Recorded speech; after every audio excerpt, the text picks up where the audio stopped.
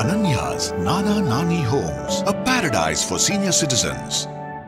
Holidays nale adu namma GT Holidays da, South India's #1 travel brand. ஆச்சி கொழுக்கட்டை மாவு வந்தாச்சு. ஆச்சி கொழுக்கட்டை மாவிற்கு கொழுக்கட்டை அச்சை கேட்டு வாங்குங்கள். இவ்வளோ பேசுகிற ஒரு ஏன் கவின் ஆணவ கொலை பற்றி பேசல? தீர்மானத்தில் வந்துருக்குல்ல சார். ஏன் இவர் ஏங்க பேசலன்னு கேட்டால் தீர்மானத்தை பற்றி பேசுகிறீங்க. தீர்மானம் வாச்சாங்க, லவ் லெட்டரை எழுதி காதலிட்ட கொடுத்தாதான் காதல் ஜெயிக்கும். இவர்களுக்கு எதுவுமே தெரியலங்க. இவருக்கு ஒரு மாநாடு எப்படி நடத்தணும் கூட தெரியல. மாநாடுக்கு இடம் கொடுத்தாருல, அவரை அவமானப்படுத்தி அமைச்சிருக்காங்க. நொந்து நூலாக போயிருக்காரு. ஸ்ரீநாத்னு ஒருத்தர் விஜயுடைய ரசிகர், ரொம்ப நண்பர், அவரை மேடையில் கூட ஏற்ற விடல, கிட்ட கூட நெருங்க விடல. ஒரு 3 பேர் கும்பல். கவின் ஆணவ கொலைக்கு தனிச்சட்டம் வேணும்னு போட்டிருக்கீங்க. படிக்க தைரியம் இருந்ததா? ஒவ்வொரு தீர்மானத்தையும் அதுக்கு என்ன காரணம் சொல்றீங்க சார்? பயம். பயம் யாரை பார்த்து பயம்? பயம் என்ன? எதிர்கட்சியை பார்த்து பயம், அப்புறம் ஆதிக்க சக்திகளை பார்த்து பயம். சார் பயம், பயத்தோடயா சார் நேற்று அவ்வளோ ஸ்பீச், அந்த ஸ்பீச் எல்லாம் பேசினாரு? Stalin uncle, what uncle is very wrong uncle. இவ்வளோ நெகட்டிவ் சொல்றீங்கல்ல, மாநாட்டில் இதெல்லாம் பண்ணிருக்கணும்ட்டு. நீங்க பாசிட்டிவா பார்த்த விஷயம்? பாசிட்டிவா பார்த்தது வந்த கூட்டம். இதோ வருகிறார் நம் தலைவர், முத்தான தலைவர், 3 எழுத்துக்கு சொந்தக்காரர், தங்கத் தலைவர், ஒரு பலத்த கரவொலி. எனக்கு MLM கம்பெனியில் இது பார்க்குற மாதிரி. இதோ வந்து விட்டார் பாருங்கள். இவர் நேற்று வரை இவர் எப்படி இருந்தால் தெரியுமா? இன்று 5 கார்கள் இவருக்காக வாசலில் நின்று கொண்டிருக்கிறது. என்ன காரணம்? MLM-இல் இணைந்தார். அன்று பார்த்தீர்கள் என்றால் தொழிலாளியாக இருந்தார். இன்று இவர்கள் இப்படியே பேசிக்கிட்டு.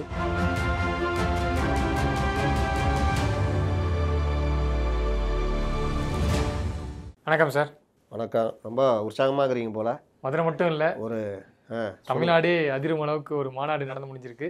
இவ்வளோ நாள் நீங்கள் சொல்லிட்டு இருந்தீங்க திமுக வந்து ஓப்பனாக விமர்சிக்க மாட்டாருன்ட்டு. ஸ்டாலின் அங்கிள் சரி ராங் அங்கிள் அப்படின்ட்டு சிஎம்ஏ கடுமையாக விமர்சனம் செஞ்சிருக்காரு விஜய். இது அங்கிள்னு சொல்றது கடுமை. இல்லை, அதை தாண்டி நிறைய விஷயங்கள் சொல்லியிருக்காருல்ல சார். நீங்கள் நிதி ஆயோக் கூட்டத்துக்குலாம் ஏன் போறாரு சிஎம்னு சொல்லி அதை கூட அந்த விமர்சனங்கள்லாம் ஏன் பண்ண மாட்டேன்னு கேட்டீங்க. ஆனால் இப்போ விஜய் அதையும் கேட்டுட்டாரு. பிஜேபியோட மறைமுக கூட்டணி, அதே போல் அதிமுக திமுக, நீங்கள் அந்த தலைவர்கள் ஆரம்பிக்கும் போது அந்த கட்சி என்ன கொள்கையாக ஆரம்பிக்கப்பட்டது, என்ன நிலையில இருந்துச்சு, ஆனா இன்னைக்கு அந்த கட்சி அதே நிலைமையில் இருக்கா, அதுக்காக வேலை பார்க்கறாங்களா, எல்லாத்தையும் ஓப்பனா அடிச்சிருக்காரு. சொல்லுங்க சார், மாநாடு எப்படி நடந்தது? இவ்வளவு பேசுற ஒரு ஏன் கவின் ஆணவ கொலை பத்தி பேசல? தீர்மானத்தில் வந்துருக்குல்ல சார். ஏன் இவர் ஏங்க பேசலன்னு கேட்டால் தீர்மானத்தை பத்தி பேசுறீங்க. தீர்மானம் வாச்சாங்க, லவ் லெட்டரை எழுதி காதலிட்ட கொடுத்தாதான் காதல் ஜெயிக்கும்.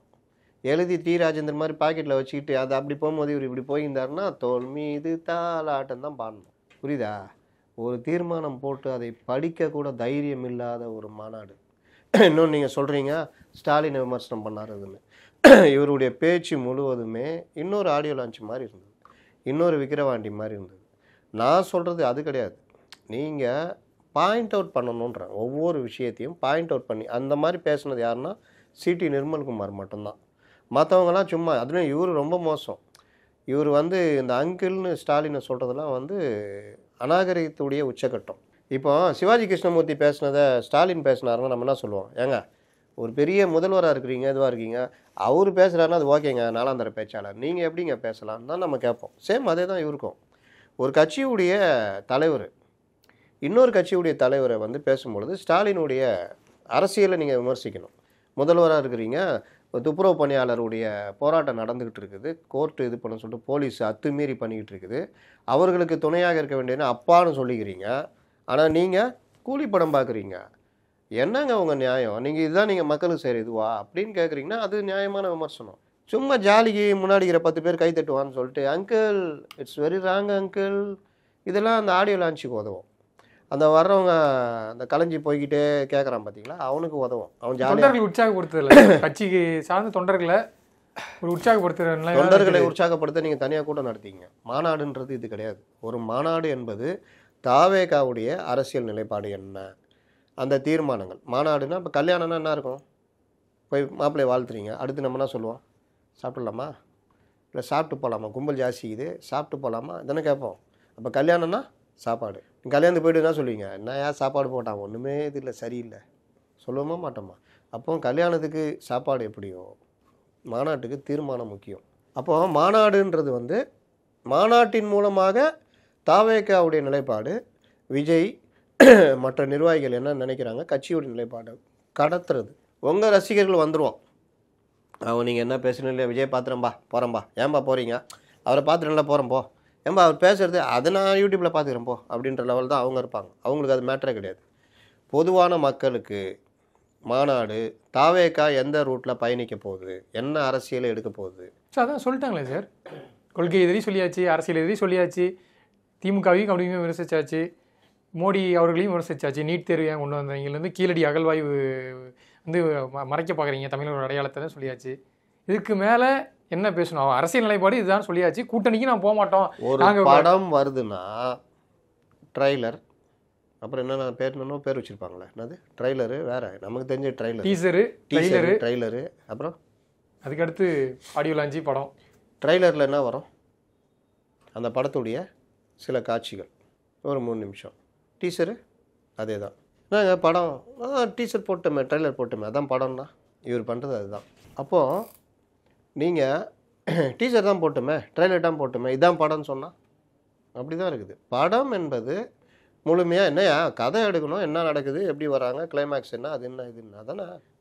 அரசியலில் நீங்கள் பல்வேறு இப்போ சீமான் மாதிரி, அண்ணாமலை மாதிரி, மற்ற தலைவர்கள் மாதிரி தினம் தினம் பத்திரிகையாளரை சந்திக்கிறீங்க, பிரச்சனையை பேசுகிறீங்க, அப்பப்போ உடனே ரியாக்ட் பண்ணுறீங்க, உடனே பத்திரிக்கை வாங்கப்பா என்ன இது, திடீர்னு ஒரு ஊருக்கு போகிறீங்க, அங்கே பத்திரிக்கை இறங்கி அந்த ஊர் மாவட்டத்தை கேள்வி கேட்பான், பொதுவான கேள்வி கேட்பான், பதில் சொல்கிறீங்க. இப்படி ஒரு லைவ் கனெக்டில் இருக்கீங்கன்னா நீங்கள் மாநாட்டில் பேசும்பொழுது அப்போ கூட டெப்த்தாக தான் பேசுவீங்க நீங்கள். சரி, இந்த மாதிரி அப்படி இப்படி தொட்டு போயிட்டீங்கன்னா அது ஓகே. இது அப்படி கிடையாது. நீங்கள் வரவே மாட்டீங்க. நீங்கள் சிங்கம் வேட்டைக்கு மட்டும்தான் வருவீங்க. நீங்கள் வெரி வெரி ஸ்பெஷல். அப்போ நீங்கள் வந்து போகும்போது பிஜேபி பற்றி என்ன பேசுனேன், நரேந்திர மோடி சரியில்லை அப்படின்னா. அப்போ திமுக பற்றி அங்கிள் என்ன uncle, it's very wrong uncle அப்படின்னா. வேறு என்ன பேசுனேன், அது பேசுனேன், இது பேசுனேன், லைட்டாக தொட்டு அப்படி. இது எல்லாமே பஞ்ச் டைலாக். அது உதவாது. மக்களோட கனெக்ட் ஆகும்னா நீங்கள் மக்கள் பிரச்சனையை பாயிண்ட் அவுட் பண்ணி பேசணும். சார் நீங்கள் சொல்கிறது வந்து பி சென்டர் சி சென்டர்லாம் வந்து இந்த மாதிரியான இதுதான் சார் சினிமா ஓடுறீங்க. பி சென்டர் சி சென்டர் சேரும் சார். சினிமா பாணியிலே சொல்கிறேன். இந்த மாதிரியான இது மக்கள்கிட்ட ரீச் ஈஸியாக ரீச் ஈஸியாக இல்லைன்னா எண்ட் ஆஃப் தி டே இவர் என்ன பேசினா நாளைக்கு கேள்வி பாருங்கள், ஒன்றுமே இருக்காது. அங்கிள்னு சொன்னார்ல அதை மாத்திரம் சொல்லுவோம், அங்கிள்னு சொல்லிட்டாருங்கன்னுவோம். அப்புறம் வேறு என்ன சொன்னால் இது சொல்லிட்டாருன்னு. நீங்கள் ஸ்டாலின் பற்றி பேசுகிறீங்க, என்ன பேசுகிறீங்க, அப்படி ரெய்டு வந்தவுடன் 2-3 கூட்டங்கள் கலந்துக்காமல் 4வது கூட்டத்தில் கலந்துக்கிட்டு போய் கை குலுக்கிறீர்களே, இதுதான் அவ்வளோதான். ஆனால் நீங்கள் இதெல்லாம் ஊர் பூரா சொல்லி சலிச்சு போன விஷயங்க. இப்போ இந்த ஸ்டண்ட் எடுக்கிறானு தெரியுமா, ஹீரோ அப்படி நிற்பார், 50 பேர் எதிரில் நிற்பான், அதில் ஒருத்தன் முதல்ல அப்படியே ஸ்லோ மோஷனில் ஓடிடுவான், அவனை ஒரு எடுத்து விடுவார். இது மாதிரி பல படங்களில் பார்த்து சலிச்சு போன ஸ்டண்ட் சீன் இருக்குல்ல, அது மாதிரி பலரும் பேசியாச்சு. ஒரு வரியில் அதை தூக்கி ஒரு வரியில் பேசுகிறீங்க. இது இல்லை மேட்ரு. நீங்கள் ஸ்டாலினை பற்றி சொல்லணும் உண்மையிலே இருந்தால், சார் நீங்கள் வந்து முதலமைச்சர், 3 நிதி ஆயோக் கூட்டம், 3க்குமே நீங்கள் போகல, ஒவ்வொன்றுக்கும் ஒவ்வொரு காரணம் சொல்லணும். நிதி ஆயோக்குன்றது நாட்டுக்கு அவ்வளோ முக்கியமானது. அதை நீங்கள் கவலையே படாமல் எங்கள் அப்பா நினைவு நாள், நான் ஜப்பானுக்கு போயிட்டேன், நான் வந்து புறக்கணிக்கிறேன்லாம் பண்ணீங்க. ஆனால் ரெய்டுன்னு வந்த பிறகு அடித்து புரண்டு ஓடுறீங்க, அங்கே போய் மோடியை சந்திக்கிறீங்க. அதே மோடி இங்கே வந்த பொழுது 2 தடவை வந்தப்போ புரோட்டோகாலில் முதல்வராக சந்திக்காமல் நீங்கள் போவே இல்லை. உங்களுடைய இது என்ன, நீங்கள் ஒரு முதல்வராக அவரு பாணியில் சொல்லியிருக்காரு, நீங்கள் சொல்கிற மாதிரி சொல்லணும், அவ்வளவுதான். அவர் பாணியில் சொன்னார்னா அதே பாணியில் தான் மக்களும் பதிலளிப்பார்கள். ஏன்னா மக்கள்கிட்ட போய் ரீச் ஆகாது. கமல்ஹாசனை இதே தான் சொல்லுவாங்க, அவர் பாணியில் தான் செய்கிறாரு, சேம் அதே தான் நடக்கும். இந்த கூட்டத்தில் மாநாட்டில் வந்து உங்களை பற்றியும் பேசினார், கவனிச்சிங்க? பேசுவார். என்னன்னா, அரசியல் ஆய்வாளர்களே இந்த கூட்டத்தை மட்டும் வச்சுக்கிட்டு இந்த கூட்டத்தில் இருக்க ஓட்டு மட்டும் தான் இவருக்கு விழுவும் அப்படின்னு மட்டும் நினைக்காதீங்க, நாங்கள் ஆல்ரெடி எல்லா வீட்டுக்குள்ளேயும் போயிட்டோம், உணர்வுபூர்வமாக இருக்கும், ஸோ அந்த வாக்குகள் எல்லாமே கிடைக்க போகுது. இது அதே மாதிரி இன்னொன்று என்ன சொல்லியிருக்காருன்னா, கூட்டணி வந்து ஆட்சியில் அதிகாரத்தில் பங்கு, அதை இன்னொரு டைம் ரிஜிஸ்டர் பண்ணிட்டு கூட்டணிக்கு வந்து யார் வருவாங்க, அவர் வருவாங்களா, இவங்க வருவாங்களா, அப்போல்லாம் சஸ்பென்ஸ்லேயே சஞ்சாரம் பண்ணுங்கன்னு சொல்லியிருக்காரு. அது சஞ்சாரம் பண்ணுறோம். எண்ட் ஆஃப் தி டே தெரியும் என்ன விஷயம்னு. அரசியல் ஆய்வாளர்கள் மற்றவர்கள் சொல்லுவது என்னென்னா, விஜய் ஏடிஎம்கே டிஎம்கேலாம் கணக்கு இல்லை, மற்றவங்க எப்படி எனக்கு தெரியாது. என்னை பொறுத்த வரைக்கும் நான் சொல்கிறது, நீங்கள் இப்படி நடந்துக்கிட்டாதான். நீங்கள் சொன்னீங்களா இல்லந்தோறும் போய் நான் புகுந்துட்டேன்னு, இது சும்மா வாய் வார்த்தை. நடிகராக நீங்கள் எல்லாருக்குமே உங்களை விஜயை தெரியும், வீட்டில் 2 பேர் விரும்புவான், ஒருத்தர் அஜித் ரசிகராக இருப்பார், அது வந்து உங்களுக்கு ஓட்டு போட உதவாது. எது உதவும் அப்படின்னா, எம்ஜிஆரோ மற்றவர்களோ எதை கடைபிடித்திருக்கிறார்கள். நீங்கள் உங்கள் தொண்டர், உங்கள் மாவட்ட செயலாளர், உங்கள் ரசிகர் மட்டத்திலேயே நிர்வாகியாக இருந்தவர், உங்களுக்காக உழைத்தவர், கேரளா நெல்லையிலலாம் அவ்வளோ கட்சியை கட்டினவர், அவர் இறந்து போகிறாரு ஹார்ட் அட்டாக்ல. சென்னையில் தான் இறந்து போகிறாரு. நீங்கள் தான் வெளியே வந்தால் சென்னை ஸ்தம்பிச்சிடும்ல. அந்த இதுக்கு மட்டும் ஸ்தம்பிக்கல, மற்ற இடங்கள்லாம் அவர் வந்தாலும் ஸ்தம்பிச்சிடும். அதனால நீங்கள் போய் பார்க்கல, ரைட்டு. புஷி ஆனந்த் அங்கே போனார், அதோடு முடிச்சு விட்டாங்க. அவரை போய் அவர் ஃபேமிலியை கண்டுக்கல, எதுவுமே கண்டுக்கல. நானும் கல்வி பரிசு வழங்கினாலும் அவங்க ஃபேமிலியை அவங்க பசங்களை ஏற்றி. எந்த ஃபேமிலியை?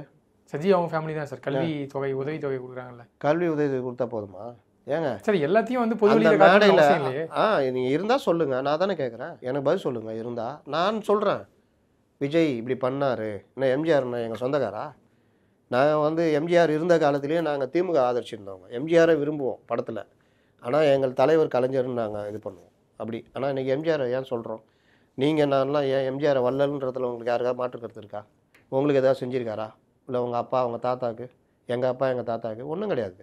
ஆனால் எம்ஜிஆர் ஒரு குறிப்பிட்ட சதவீதத்தினருக்கு அதிகமாக அவர் ஹெல்ப் பண்ணியிருக்காரு. அந்த ஒரு எண்ணம் வந்து நம்ம எல்லாருக்குமே எம்ஜிஆரை பிடிக்குது. இதில் நான் சொல்ல வர்றது என்னென்னா, சஜி ஃபேமிலியை நீங்கள் போய் பார்க்குறது ஒன்று, அது நீங்கள் சொன்னீங்க மேடை ஏற்றி கல்வி இது அந்த மாதிரி 100 பேர் கொடுத்தாரு, அவங்களும் சஜியும் ஒன்றா.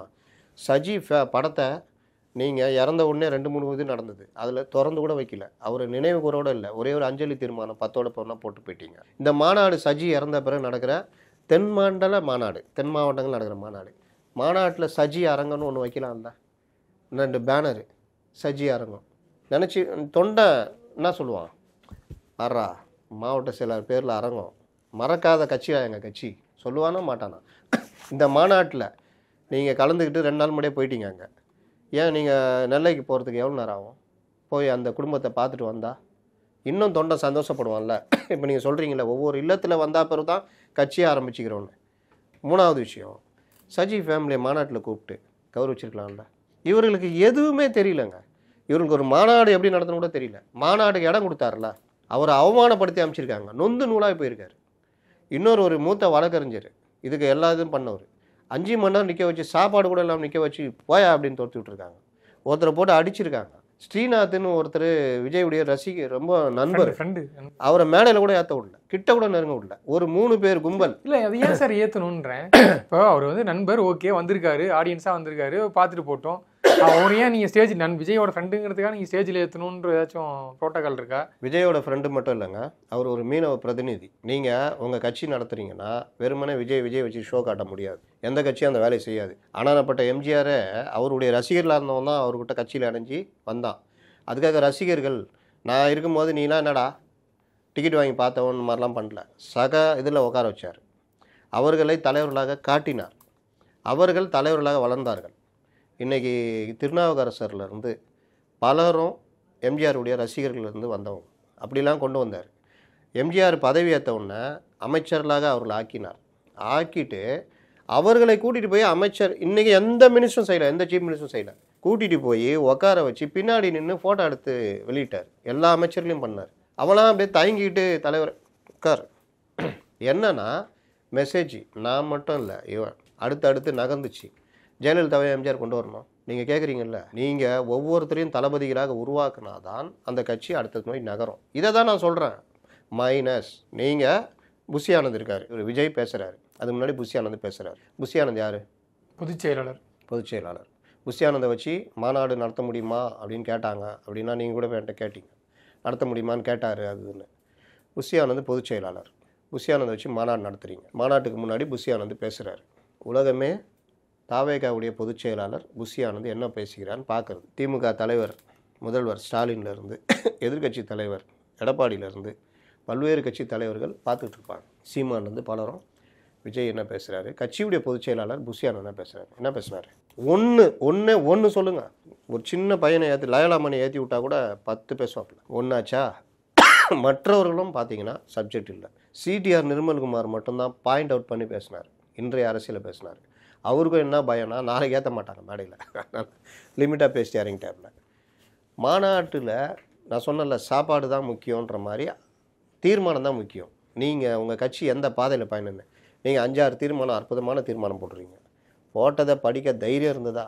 கவின் ஆணவ கொலைக்கு தனிச்சட்டம் வேணும்னு போட்டிருக்கீங்க, படிக்க தைரியம் இருந்ததா? ஒவ்வொரு தீர்மானத்தையும் அதுக்கு என்ன காரணம் சொல்றீங்க சார்? பயம். யாரை பார்த்து பயம்? என்ன எதிர்கட்சியை பார்த்து பயம், அப்புறம் ஆதிக்க சக்திகளை பார்த்து பயம். பயத்தோடய சார் நேற்று அவ்வளோ ஸ்பீச், அந்த ஸ்பீச்செல்லாம் பேசினாரு. என்னங்க அது ஸ்பீச்சுன்றீங்க? ஆடியோ லான்ச் பார்த்த மாதிரி தாங்க இருந்தது எனக்கு. டெம்ப்ளேட் வசனங்கள் இல்ல உதவாது சார், ஒருவேளை நீங்க வந்து விஜய் வந்து திரையில இல்ல, பார்த்து அவர் ஸ்டேஜ்ல அரசியலா பேசினாலும் அது வந்து உங்களுக்கு இல்ல ஒருவேளை அது அரசியலே கிடையாதுங்க. அது வந்து நீங்க நான் தான் கேட்குறேன். இப்போ நீங்க சொல்லுங்க, எதை பாயிண்ட் அவுட் பண்ணி பேசினார் சொல்லுங்க. சும்மா அந்த சார் இதில் இடி ரைட்ல இருந்து இடி ரைடு என்ன சொன்னார்? இடி ரைடு வந்தால் நீங்கள் அங்கே ஓடுவீங்க, காலில் விழுவீங்கன்னாரு. வேற என்ன சொன்னார்? இடி ரைடு ஒரு ஒரு அரசு ஆளும் பொழுது அந்த அரசுடைய அத்தனை அமைச்சர்கள் மேலே இடி ரைடு, மணல், டாஸ்மார்க்கு, சொத்து குவிப்பு எல்லாத்துலேயும் இடி ரைடு. நீங்கள் என்ன பாயிண்ட் அவுட் பண்ணி பேசுனீங்க சொல்லுங்கள். மக்களை பாதிக்கிற விஷயத்தை விஜய் என்ன பேசினார் சொல்லுங்கள். ஒரு அணிலாக சொல்லுங்கள். என்ன பேசினார்? மின்சார கட்டணம் பற்றி பேசினாரா? இல்லை அந்த துப்புரவு தொழிலாளர் சமீபத்தில் நடந்தது பேசினாரா? இல்லை பெண்கள் சட்டம் ஒழுங்கு, டாஸ்மார்க்கு, இன்றைக்கி குடும்ப வன்முறைக்கு அடிப்படை காரணமே அதுதான். பெண்கள் பாதுகாப்பு குறித்து பேசியிருக்காரு சார். டாஸ்மார்க்கு இன்னைக்கு எல்லாரும் 90% குடிக்கிறான். அவன் வருமானத்தில் பெரும்பகுதி டாஸ்மார்க்கில் போகுது. நீங்கள் 1000 ரூபா கொடுத்து ஒரு பயனும் இல்லை. இவன் வந்து ஒரு நாளைக்கு 500 ரூபா குடிக்கிறான். அதையும் சொல்லியிருக்காரு சார். 1000 ரூபா கொடுத்துட்டா போதுமா அப்படின்னு கேட்டுருக்காரு சார். ஏங்க நான் சொன்னேன் டெம்ப்ளேட் வசனத்தை என்கிட்ட சொல்லாதீங்கன்னு. Point out. விஜய் மாதிரியே நீங்களும் இருக்காதீங்க. நான் சொல்கிறது பாயிண்ட் அவுட் பண்ணி பேசுறது. அப்போ தான் நீங்கள் சொன்னீங்கல்ல வீடு தோறும் போனார்னு, இப்படி பண்ணால் தான் வீடு தோறும் போக முடியும். தாய் மாமான்னு சொன்னால் போக முடியாது. தாய் மாமனா சூரிய நடிச்ச படமான்னு கேட்பாங்க கடைசியில்.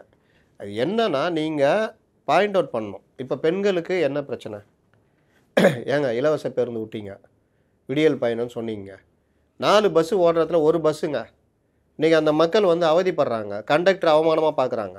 லக்கேஜ் எடுத்துகிட்டு போனால் அதுக்கு போடுறான், ஏம்மா உனக்கு தாம்மா கிடையாது லக்கேஜ் கொடுமான்றான். அப்போ நீங்கள் விடியல் பயணம் விட்டீங்க, அந்த மக்கள் கொந்தளிக்கிறாங்க, அவங்கள அவமானப்படுத்துகிற மாதிரி நடக்குது. ஒவ்வொரு வீட்லேயும் இன்றைக்கி இளம் குடிகாரர்கள் இருக்காங்களா இல்லையா? போதை பழக்கம், கஞ்சா பழக்கம் எந்த கவர்மெண்ட்டை விட இந்த கவர்மெண்ட்டில் அதிகமாகிடுச்சா இல்லையா? இதெல்லாம் தொட்டு பேசுனா இளைஞர்கள் இன்றைக்கி இந்த அளவுக்கு சீரழிகிறாங்க குடும்பம்னா, நீங்கள் போய் அப்படியே அந்த பெண்கள் மனசில் ஒட்டிக்குவீங்க. என்ன மாதிரி பேசுகிறாரு, எங்கள் வீட்டில் கூட இப்படி நடக்குதியா, அப்படியே பேசுகிறாரு என் மனுஷன் அப்படின்வாங்க. ஆனால் நீங்கள் எலைட் பொலிட்டிஷியன், உங்களை சுற்றி இருக்கிறவங்க எலைட், அவர்களுக்கு மேல்தட்டு தான். அவங்க பப்பு போகிறவங்க, இது போகிறவங்க, அவங்களுக்கு இந்த விஷயங்கள் தெரியாது. அதனால தான் அவர்கள் கொண்டு போய் யார்கிட்டையாவது ஜான் ஆரோக்கியசாமி கொடுத்து நல்லா கலகலகலகலான்னு இருக்கணுங்க. அந்த மாதிரி வசனம் எழுதி கொடுங்கன்னா அவன் வாட்டில் எல்லா விஷயத்தையும் தொடணுங்க. எல்லா விஷயத்துலையும் ஒன்று ஒன்று எடுத்து அப்படியே எடுத்து போட்டு ஒரு இவ்வளோ நெகட்டிவ் சொல்கிறீங்கல்ல மாநாட்டில் இதெல்லாம் பண்ணியிருக்கணுன்ட்டு, நீங்கள் பாசிட்டிவாக பார்த்த விஷயம்? பாசிட்டிவாக பார்த்தது வந்த கூட்டம், நல்ல கூட்டம் வந்துச்சு. இப்போ மேடையில் பேசின யாரும் வந்து அந்த ஸ்பீச்சோ அது இந்த அளவுக்கு சொன்ன நிர்மல்குமார், நான் அனுமதி எதிரியா அவர் நிர்மல்குமார் நல்லா பேசினார். ஆதவ அர்ஜுனா வழக்கம் போல் ஸ்டாட்டிஸ்டிக்ஸ் பேசுகிறேன்னு சொல்லிட்டு உளறி வச்சார். அண்ணா சொன்னார் தம்பி வா தலைமை இருக்கவா அப்படின்னு தொண்டர்களை பார்த்து சொன்னார்னு.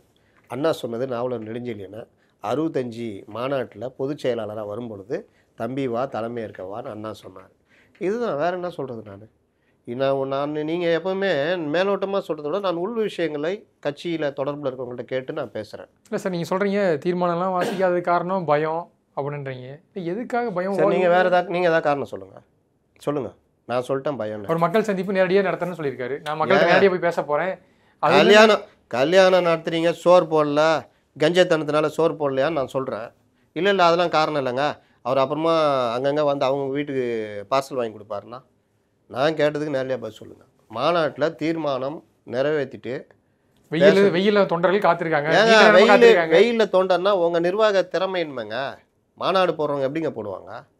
நல்லா எவ்வளோ பெரிய இடத்துக்கு நீங்கள் 1 லட்சம் சீட்டு போடுறீங்கன்னா மேலே கூரை போடுவாங்க. இப்போ நவீன இதெல்லாம் வந்துடுச்சு. சும்மா அப்படி ஒரு நாளில் போட்டுருவான். டப்புன்னு இரும்பு கிராதி கீழே நடுவான், கீழே இது ஆணி அடிப்பான், அப்படியே கனெக்ட் பண்ணுவான், போல்டு போடுவான், மேலே போல்டு போடுவான், டக்குன்னு முடிச்சிடுவான். நீ என்ன தான் யார் ஏறி தலைகீழ தொங்குனாலும் ஒன்றும் பண்ண முடியாது. கிரீஸ் தடவைலாம் விட்டுருவான். அப்போ அந்த மாதிரிலாம் போட்டிங்கன்னா அந்த நிழலில் இருப்பான். பிரச்சனை என்ன? வெயில். அப்புறம் நீங்கள் எதுனா மாநாடுன்னு நடத்தணும்னு முடிவு பண்ணிட்டீங்கல்ல, அந்த மாநாடை ஒரு 3 மணி நேரம் நடத்தலாம்ல. 6 தீர்மானம் படிக்க ஒரு 1/2 மணி நேரம் ஆகுமா? அப்போ இவ்வளோ நேரம் பண்ணாலும் ஒரு 1/2 மணி நேரம் தீர்மானம் அந்த கலை நிகழ்ச்சியெலாம் நடத்துனீங்களே, அப்போ தீர்மானம் படிக்க வேண்டியது, அதை கேன்சல் பண்ணிட்டு. உங்களுக்கு பயம். இன்னொன்று, தீர்மானம் யாரை விட்டு படிக்க வைக்கிறது? புஷிக்கினானா யாரை விட்டு படிக்க வைக்கிறது? அவன் படித்து அவன் பேர் வாங்கிட்டானா? ஏங்க இந்த மாநாடு மூலிமா தாங்க நீங்கள் மக்களுக்கு 2ஆம் கட்ட தலைவர்களை நீங்கள் அடையாளம் காட்ட முடியும். இப்போ இவர் இருக்கார், நம்ம லயலா மணி இருக்கார், தலித் மக்களுக்கு என்னென்ன பிரச்சனை இந்த திமுக ஆட்சியிலன்னு ஒரு அந்த தீர்மானத்தை போட்டு பேச விட்டிங்கன்னா 10 நிமிஷம் பேசுவார். வீர விக்னேஷை கூப்பிட்டு தென் மாவட்டங்களில் தொழில் இதெல்லாம் எப்படி பாதிக்கப்பட்டது, மின்சாரம்னா அவர் ஒரு 10 நிமிஷம் பேசுவார். ஏன் சார் அவங்களும் ஏன் மறுக்கப்பட்டது? ஏன்னா அவங்களாம் செய்தி இவர்கள் பார்வை, இவர்கள் அரசியல் கட்சி நடத்தலன்றன. சினிமா கம்பெனி பார்த்துருக்கீங்களா? கொள்கை பரப்பு செயலாளரே அங்கே அவர் வந்து நிகழ்ச்சியை ஒருங்கிணைக்கிற வேலையை தான் மதிக்கிறாங்க. அவர் அதாங்க பண்ணியிருந்தார். இவங்க அவரை கொள்கை பரப்பு செயலர் ஆகிட்டாங்க. அவர் எப்பவுமே அதான் பண்ணிட்டு இருப்பாரு. அவர் முன்ன மட்டும் என்ன பண்ணியிருந்தார்? எந்த கட்சியில் கொள்கை பரப்பு செயலர் இருந்தார் சொல்லுங்க? எடுத்தோன்னு நேராக கொண்டு வந்து கொள்கை பரப்பு செயலர். இதோ வருகிறார் நம் தலைவர், முத்தான தலைவர், 3 எழுத்துக்கு சொந்தக்காரர், தங்கத் தலைவர், ஒரு பலத்த கரவொலி. எனக்கு எம்எல்எம் கம்பெனியில் இது பார்க்குற மாதிரி இருக்குது. இதோ வந்து விட்டார் பாருங்கள். இவர் நேற்று வரை இவர் எப்படி இருந்தால் தெரியுமா? இன்று 5 கார்கள் இவருக்காக வாசலில் நின்று கொண்டிருக்கிறது. என்ன காரணம்? எம்எல்எம்மில் இணைந்தார். அன்று பார்த்தீர்கள் என்றால் தொழிலாளியாக இருந்தார். இன்று இவர்கள் இப்படியே பேசிக்கிட்டு நான் பேசுவேன், யார் வேணாலும் பேசுவாங்க. இதை பார்க்கலாம் சார். 2026 ரிசல்ட்டுக்கு அப்புறமும் அதெல்லாம் நீங்கள் ரிசல்ட்டே தாங்க, வேற ஒன்றும் இல்லை. நீங்கள் சொன்னீங்கல்ல சார் அவங்களுக்காக பேசினார் சார்னு, அவங்களோட மட்டுமே நிப்பாருன்ற. Ananya's Nana Nani Homes, a paradise for senior citizens. Holidays-nale, அது நம்ம GT Holidays தான். South India's #1 travel brand. ஆச்சி கொழுக்கட்டை மாவு வந்தாச்சு. ஆச்சி கொழுக்கட்டை மாவிற்கு கொழுக்கட்டை அச்சை கேட்டு வாங்குங்கள்.